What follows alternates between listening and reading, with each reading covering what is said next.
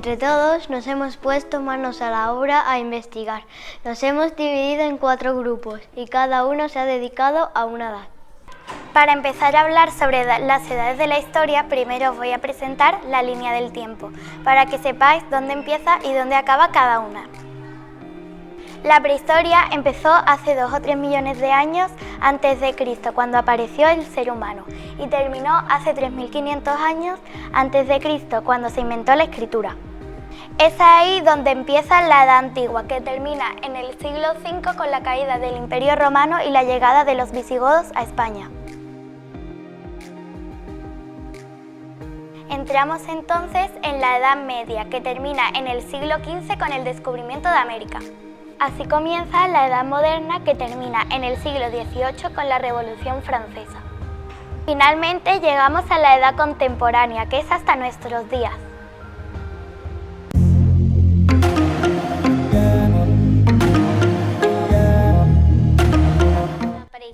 La prehistoria se divide en 3 etapas: el Paleolítico, el Neolítico y la Edad de los Metales. El Paleolítico. Los primeros seres humanos cazaban animales y recogían frutos de los bosques. Vivían al aire libre o en cuevas. Y el descubrimiento del fuego fue fundamental para aquella época. Eran nómadas, es decir, que no vivían en un sitio fijo, vivían en más lugares. Cuando se les acababan los alimentos, iban a otro lado donde hubiera. Utilizaban herramientas básicas hechas por piedra y palo. Y en las cuevas realizaban pinturas rupestres sobre sus casas.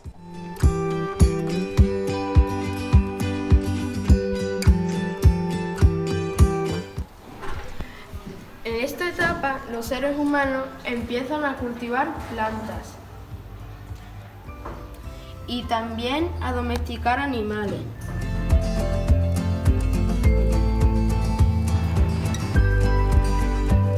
De esta forma, el ser humano tenía que vivir cerca de las plantas. Se crearon poblados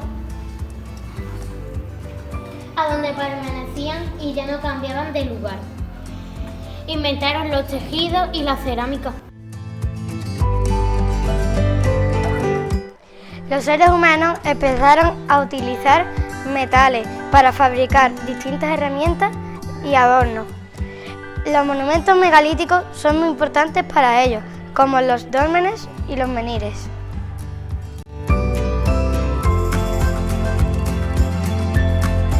En las riberas de los grandes ríos empezaban a construir ciudades y también empezaban a utilizar la navegación para ir hacia otros pueblos a hacer trueques.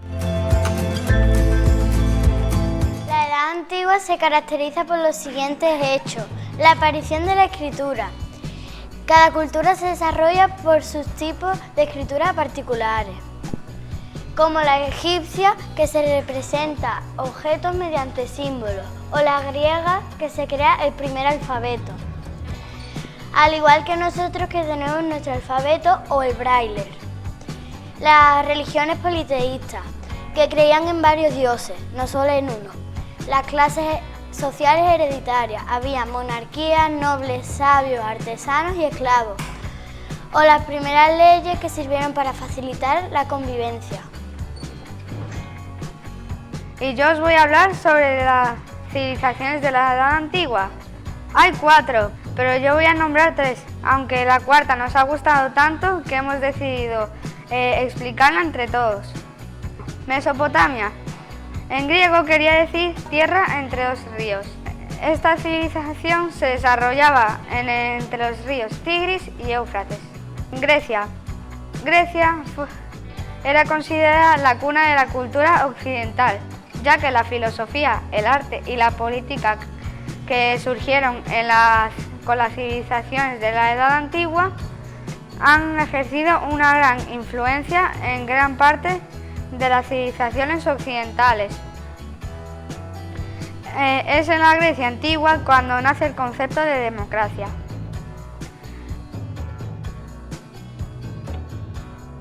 Roma. Roma se extendió por toda la costa del Mediterráneo, por el Reino Unido y por Mesopotamia. Su arquitectura, la forma en la que ellos se organizaban y sus leyes han influido mucho en Europa. Egipto y se desarrolló a lo largo del curso inferior del río Nilo, donde es el lugar que ahora ocupa Egipto. Sus elementos más destacados fueron la escritura jeroglífica y las construcciones de las pirámides, así como una gran cultura y conocimiento de matemáticas y astronomía. Los constructores para construir pirámides. Para poder construir pirámides había un grupo de 4 hombres y en cada grupo había un capataz, que era como un tipo de jefe para que no perdieran tiempo en sus jornadas. Las esfinges, la más importante, se encuentra en la llanura de Giza, sobre una pequeña colina de roca. Está esculpida la esfinge. Tiene 73 metros de largo y 20 metros de alto. Tiene el cuerpo de león representando el poder y la fuerza física y tiene la cabeza de un hombre simbolizando la conciencia y la inteligencia. Los antiguos egipcios escribían con signos que los llamaban jeroglíficos. Cada signo o imagen significaba una letra o palabra. Para ellos la escritura era como un regalo de dioses. Ahora os voy a decir un dato que he encontrado en internet que me ha gustado mucho, que fue que la piedra Rosetta fue un encuentro importante de Napoleón. La piedra Rosetta tenía 3 idiomas escritos: jeroglífico, griego antiguo y escritura demónica. Ahora que mi compañero Víctor ha terminado, yo voy a seguir explicando las momias. Las momias, en el antiguo Egipto, cuando alguien moría, comenzaban un viaje hacia el más allá para comenzar una nueva vida. Y por eso, cuando los faraones o personas importantes morían, en lugar de enterrarlas rápidamente, usaban unas técnicas de momificación para conservar su cuerpo y que pudieran empezar una nueva existencia. Buenas, mi grupo y yo vamos a presentar la Edad Media. En el periodo anterior, el Imperio Romano controlaba gran parte de la Europa mediterránea, incluida España. Cuando sus fuerzas se debilitaron, llegaron los visigodos. En el año 711 los musulmanes llegaron a la península ibérica para ayudar a derrotar a un rey visigodo llamado Don Rodrigo. Al derrotarlo se quedaron y fundaron Al-Ándalus y hicieron la mezquita de Córdoba y la Alhambra de Granada.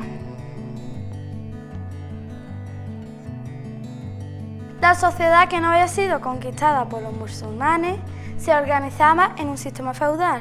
Se daba en la mayoría de Europa y en parte de España. El rey repartía sus tierras a sus nobles feudales. Se quedaban con ese trozo de tierra o feudo. Vivía en un castillo y los campesinos trabajaban con sus tierras debiendo pagar sus impuestos.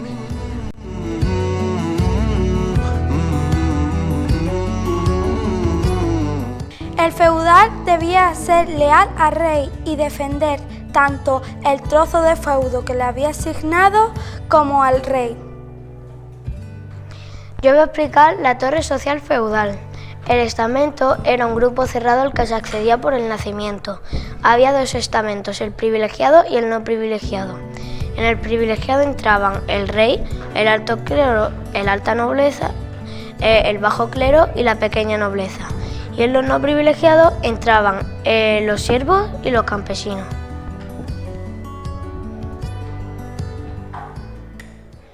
La sociedad andalusí está compuesta por los conquistadores, los conquistados, los no musulmanes y los musulmanes.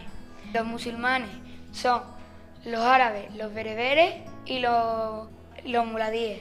Los no musulmanes son los mozárabes y los judíos. En el pico de la pirámide estarían los árabes, que eran los mejores posicionados de la sociedad. Después estaban los sirios, que ocupaban cargos y lugares de privilegio en la sociedad. Después estaban los bereberes, fueron los conquistadores. Después los muladíes, los cristianos convertidos al Islam en la tierra andalusí. En la parte más baja de la pirámide estaban los mozárabes, los judíos, eslavos y los esclavos.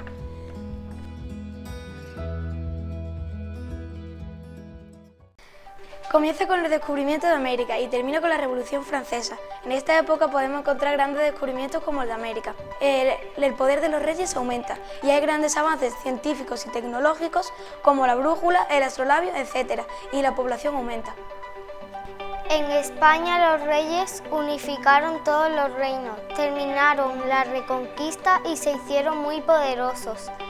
Fueron los que financiaron el viaje de Cristóbal Colón. También llevaron al cabo políticas matrimoniales con sus hijos para fortalecer el poder de España en Europa. Un hecho muy importante de esta época fue el que Cristóbal Colón descubrió América.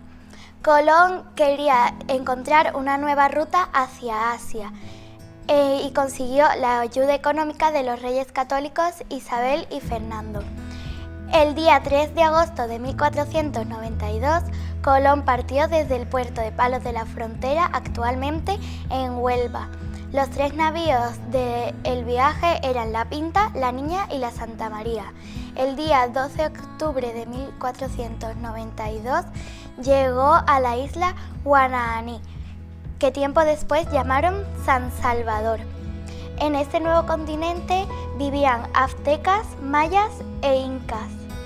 Colón llevó a Europa alimentos que eran desconocidos, como el cacao, y de Europa llevó a América animales que allí no había, por ejemplo, los caballos. En 1506 Colón murió creyendo que había descubierto una nueva ruta hacia Asia, pero en realidad había descubierto un nuevo continente. Américo Vespuccio fue el primero en darse cuenta de que había descubierto un nuevo continente, así que en honor a él llamaron a este continente América.